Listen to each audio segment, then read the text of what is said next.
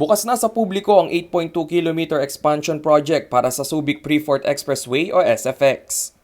Sinimula ng proyekto na nagkakahalaga ng 1.6 billion pesos noong July 2019.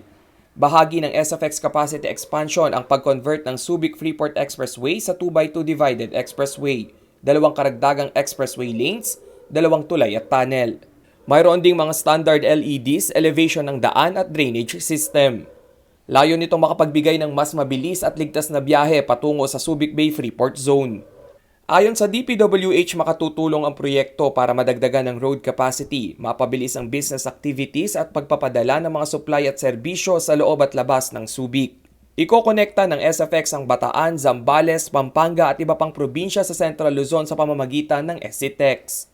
Ang SFX ay kilala rin bilang Subic Tipo Expressway o NLEX Segment 7.